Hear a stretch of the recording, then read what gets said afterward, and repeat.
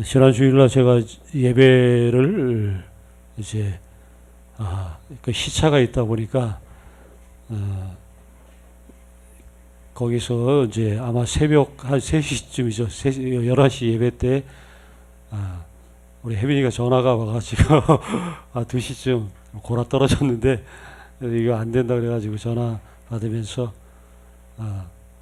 그 일어난 김에 이제 제가 온라인으로 또 우리 영상으로 예배 딱 좀 드렸습니다. 예배 이렇게 딱 뭐 드린다기보다도 뭐 그냥 뭐 분위기가 예배 드릴 분위기 아니잖아요. 자다가 일어난 거니까 유튜브로 영상을 보고 이제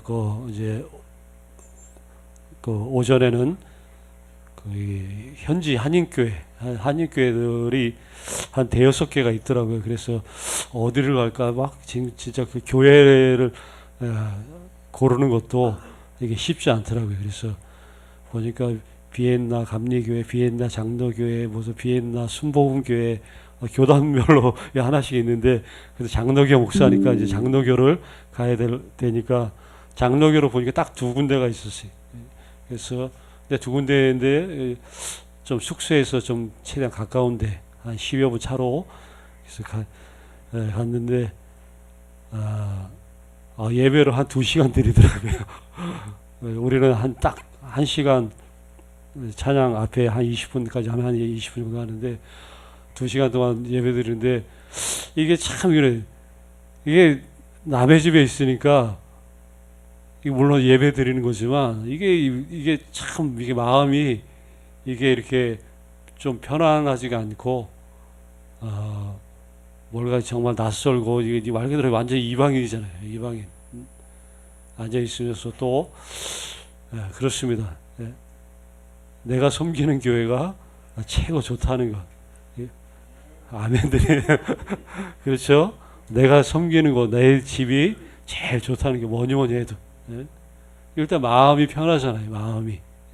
마음이 편해야 모든 게 또 그런 것처럼 거기에 뭐 이제 교민들이 있고 이제 또 있고 유학생들 특히 음악 쪽으로 발달한 도시다 보니까 음악 전공자들이 많은 것 같아요.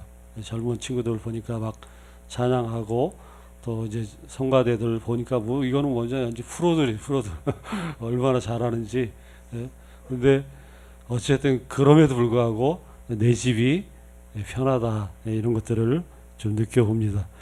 자, 오늘 우리 계속해서 우리가 요나서를 4장밖에 없지만 한 10여 번에 걸쳐서 요나서의 말씀을 쭉 우리가 그동안 살펴봤어요. 요나라는 이름의 뜻은 비둘기라는 그런 뜻인데 그 비둘기가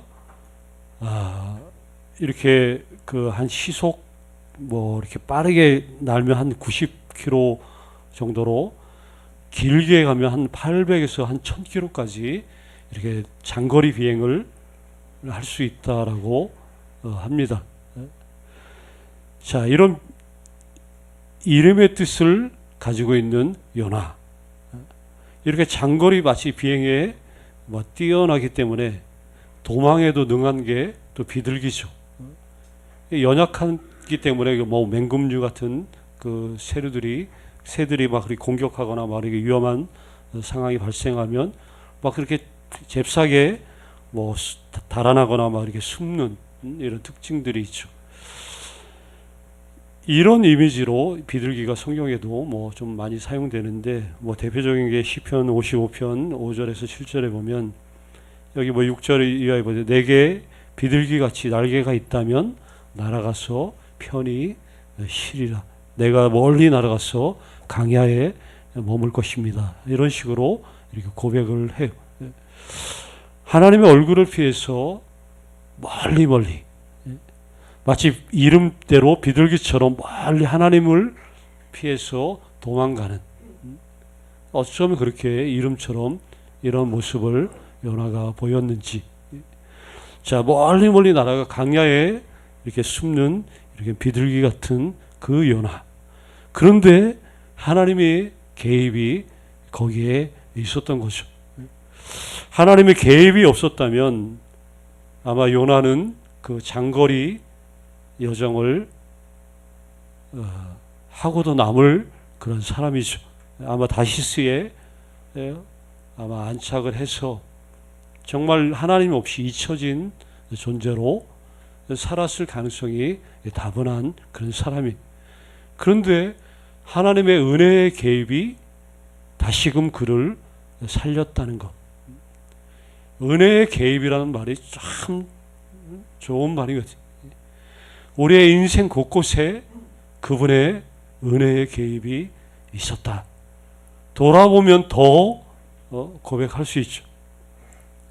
마치 은혜가 개입됐다. 마치 은혜가 막 공습을 하듯, 은혜가 우리를 마치 침공을 하듯 은혜가 이렇게 우리를 찾아왔다는 것. 강제적으로 그 은혜가 나의 인생 가운데 개입이 되어서 이렇게 살아나고 또 새로운 기회가 부여받게 됐다.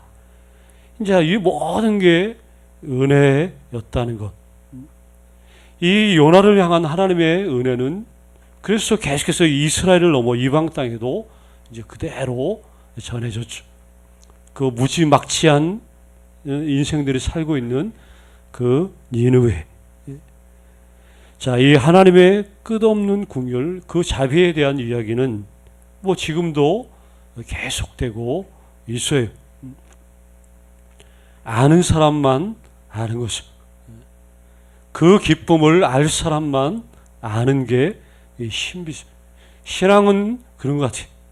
이론이 아니라 실제예요, 실제. 백날이건 이건 이렇고 저건 저렇다. 우리가 아는 것에 우리가 끝나는 것이 아니라 이게 내 것이 되지 않으면, 내가 그걸 실제적으로 누리지 못하면 하나님의 은혜가 어떻게 내 인생 가운데 개입이 되고 그 은혜 때문에 내가 어떻게 이렇게 살아왔는지, 이런 것들에 대한 분명한 그런 믿음의 확신, 어떤 경험, 간증들이 있는 사람들은 이것들에 대해서 더 확연히 알게 된다 하는 것이죠. 본문에 보니까 지금 요나는 아직도 성이 가득 나 있는 그 상태. 자, 니느웨 성읍을 이렇게 한눈에 이렇게 전망하듯이 바라보고 있는 그 간망하던 그 장소, 거기에다 초막을 짓고 그 초막에서 벌어진 일 때문에 아직도 성이 잔뜩 나 있어요. 초막 옆에서 날았던 그 박넝쿨이 그늘을 만들어서 그 누렸던 그 기쁨도 잠시, 하나님이 예비하신 그 벌레와 또 동풍 때문에 박넝쿨이 시들어 버리자 원망과 불평으로 가득한 그 목소리로 하나님 앞에 하소연하죠. 차라리 사는 것보다 죽는 게 낫겠으니 죽여달라고 말해. 하나님이 9절에 네가 이 박넝쿨로, 구체적으로 말하죠. 박넝쿨로 말미암아 성내는 것이 어찌 옳으냐. 그런데 요나는 계속해서 하나님 앞에 직설적으로 자기의 감정을 계속해서 드러내. 내가 성내어서 죽기까지 할지라도 자기가 옳다는 거예요. 나는 이 상황을 성을 내서 죽어야, 죽어도 나는 좋습니다. 그 응어리진 그 마음이 그냥 계속해서 그 가슴 속에 있었어요. 뭐 요나 마음속에 저기 응어리진 그 뭐다 그 근본적인 원인은 은혜에 관한 이야기 때문에 그런 것이죠. 하나님이 그 니느웨에 너무나 쉽게 은혜를 베풀고 있다는 그 생각이 너무 싫었던 거고, 또 마치 자기가 그 박넝쿨 때문에 그 시원했던 그런 상황, 잠깐의 그 편안함, 안락함, 그런데 이걸 거두어 가자 또 하나님 너무 쉽게 또 은혜를 거둬 가시는 것처럼 느껴지니까 이게 더 해도 이게 쉽지 않고 덜 해도 이게 쉽지 않은 그런 상황. 그러니까 죽고 싶었던 이유는, 근본적인 이유는 단 한마디, 은혜, 그 은혜 때문에 죽고 싶었다 이렇게 얘기하는 거죠. 우리 여기 4장 첫머리에 보면 요나가 하나님이 자 이방인에게 베푸는 그 은혜를 보고서 죽고 싶어 했다고 1절에 뭐 3절 쭉 보면 그 내용이 나오죠. 근데 박넝쿨이 덮었을 때 또 동풍이 불어와서 뜨거운 해가 막 그 비치자 견딜 수 없는 그런 상황. 그러니까 이런 것들을 보면서 은혜가 없이는 어떻게 보면 얼마나 견딜 수 있을까? 뭐 은혜가 없으면 사실 견딜 수 없는 게 인생이라는 것도 뭐 우리가 알게 되죠. 하나님의 은혜를 만약에 내 인생 가운데 거두어 가신다. 그러면 아마 우리는 10중 8구 우리는 도저히 살 수 없다라고 말할 수밖에 없겠죠. 뭐 그래서 또 다시 막 죽고 싶었고 막 또 계속해서 어떻게 막 이런 것들이 이제 4장에 조금 반복적으로 나오는데 이 은혜라는 게 참 신기합니다. 어쩔 때 그래 나에게 임해야 될 은혜, 그 은혜가 어떤 다른 분에게 다른 사람에게 은혜가 임한다면 이것 때문에 마음이 기쁜가요? 그렇지 않을 때가 또 있다는 것이죠.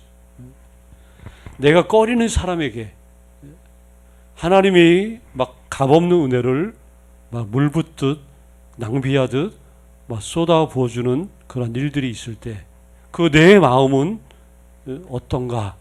이런 것들을 이 요나를 보면 너무나 이게 적나라하게 잘 드러나요.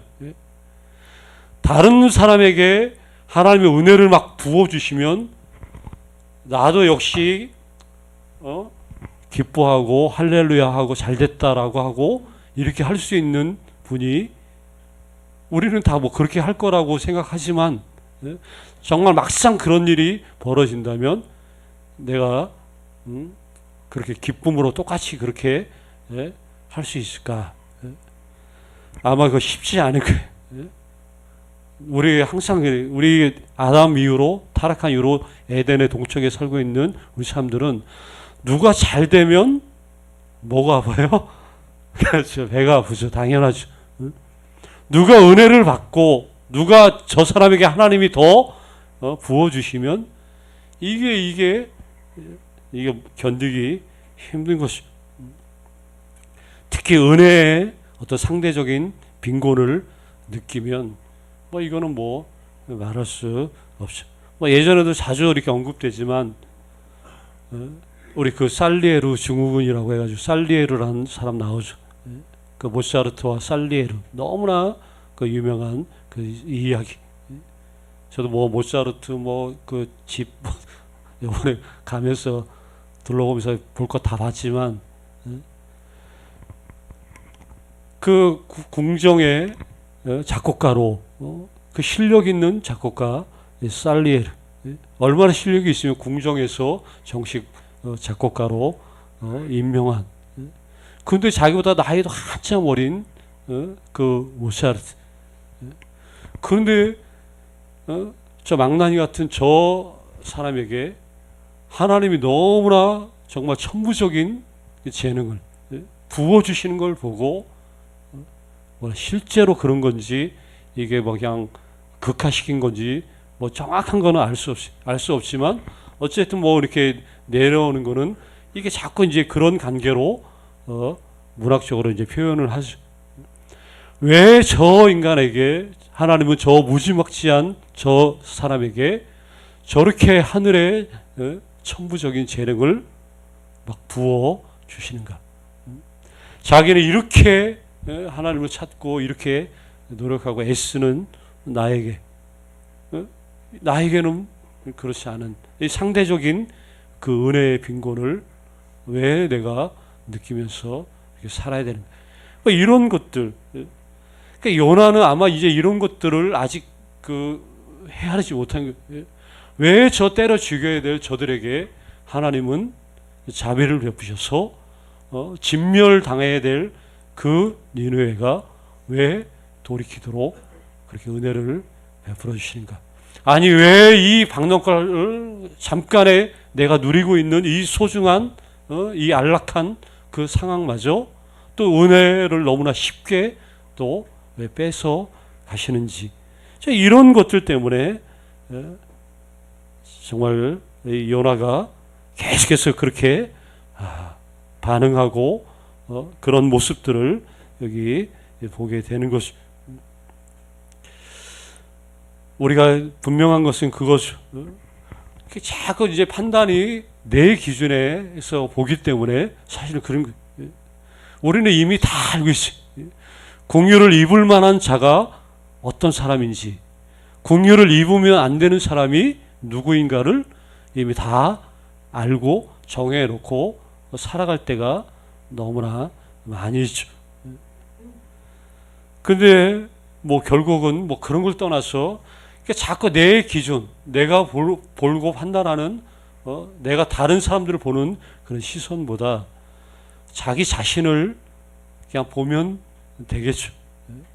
내 자신이 뭐 다른 사람은 어찌 되는지 그게 중요한 게 아니라 나야말로 은혜 없이는 살아갈 수 없는 그런 연약한 존재라는 것들, 은혜를 망각하는 그런 사람에게는 그 진정한 은혜가 충만할 수 없다 하는 것들을 뭐 내가 알고 있는, 그래서 내가 서 있는 자리가 어떤 자리인지 이게 훨씬 더 중요하죠.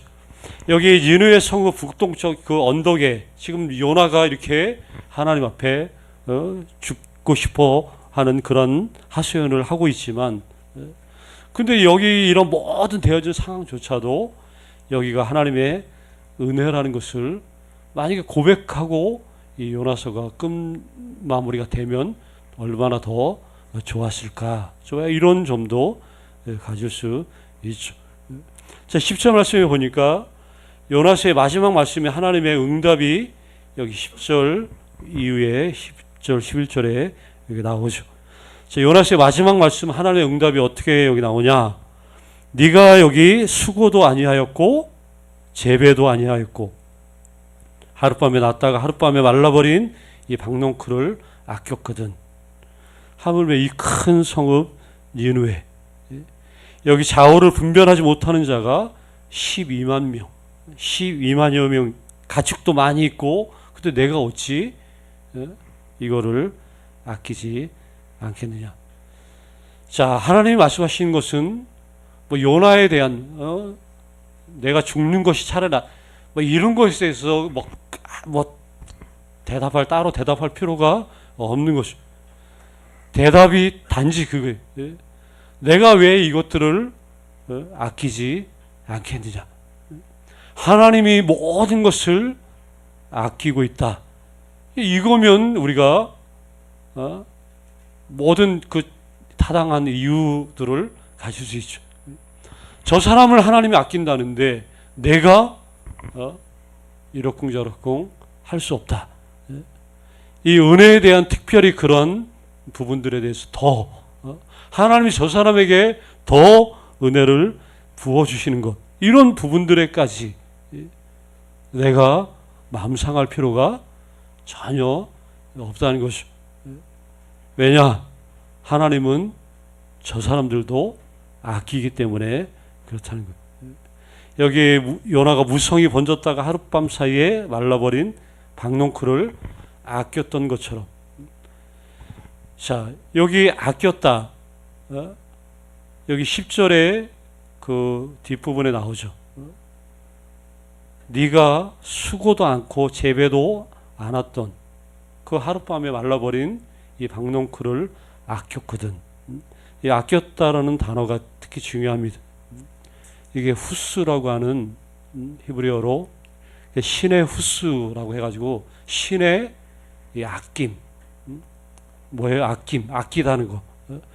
그러니까 히브리 단어로 불쌍히 여기다, 아끼다, 이런 뜻을 가지고 있어요.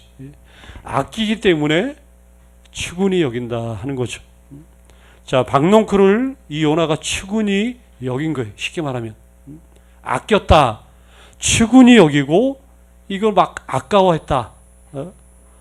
자, 그 아깝게 여겼던 그 박농클에 빗대어서 하나님이 말한 거죠.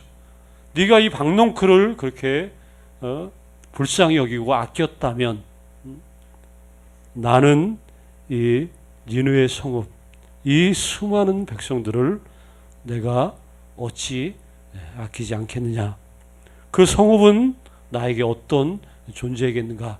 이거 얘기한 거죠. 12만 명의 사람들이 어찌 박농쿨과 쉽게 말하면 비교할 수 있겠는가. 그거를 지금 요나에게 얘기하시오. 자, 이게 이제 무슨 말인지 알죠? 이 말에 다 답이 다 들어있어요. 내가 이것들을 왜 아끼지 않겠냐? 하나님의 관점에서 보면 이 모든 이 세상을 하나님은 사랑하신다는 거죠. 사랑하신다는 말은 쉽게 말하면 여기 아끼신다는 그런 말과 똑같이 이게 하나님의 마음이에요. 하나님의 마음. 그리고 여기에 아끼다, 측은히 여기고 또 불쌍히 여겨 주신. 그래서 이 하나님의 이 아끼는 그 마음이 한 영혼이라도 그리고 부족한데도 더 많이 부어 주셔서라도 그 은혜의 세계에 뛰어들 수 있기를, 아니 더 부어 주셔서 하나님이 어떤 분인가를 알 수 있도록 그 아버지의 마음이 그렇게 온 세상을 향하고 있고 그렇게 흘러가고 있다는 것을 우리가 이 요나서의 말씀을 통해서 기억을 하는 것이죠. 그래서 요나서의 전체의 말씀 뭐 다른 거 기억할 필요도 없습니다. 오늘 말씀이 어떻게 보면 제일 중요해요. 하나님은 모든 것을 아끼신다. 신의 후스, 하나님은 모든 것을 아끼신 그 하나님, 아끼시기 때문에 그 아끼시는 그 아버지의 마음이 교회를 통해서 또 우리 한 사람 한 사람을 통해서 그 아끼시는 그 마음이 흘러가기를 그렇게도 바라시는, 십자가에 죽기까지 바라시는 아버지의 마음이 여기에 있다는 것이, 이 사랑과 은혜 때문에 우리가 먼저 그 은혜의 혜택을 받아 우리가 먼저 숨을 쉬고 또 생명을 유지하고 있는 것이죠. 물론 우리가 사는 것은 삶은 뭐 녹록치 않죠. 우리 삶의 인생에 굴곡이 많고 여러 가지 어떤 그런 현실들이 우리 앞에 항상 펼쳐져 있겠지만, 그러나 아끼지 아니하시는 그 아버지의 마음, 그 마음이 우리를 향하고 우리 모든 세계를 향하기 때문에, 그래서 이것들이 더 나라가 임하옵시며 이루어지기를 우리는 계속해서 기도하면서 또 이 은혜의 자리를 또 지키고, 또 지키는 것이 뭐 나만의 신앙의 유익을 위한 것이 아니라 이게 계속해서 온 세상에 흘러가도록, 그래서 온 세상 사람들이 그 사랑을 알 수 있도록, 뭐 선교도 그렇고 예배도 그렇고 우리 하나님 사랑, 이웃 사랑 그 강조하는 것처럼 이런 식으로 흘러가야 된다 하는 것이죠. 자, 오늘 은혜의 그 자리, 우리의 자리, 그리고 아끼시는 그 아버지의 그 마음들을 우리가 잘 헤아리면서 이것들을 위해서 더 기도하고 또 이 사실 가운데 은혜와 평강이 더해지는 그런 한 분 한 분 되시기를 간절히 주의 이름으로 축복합니다.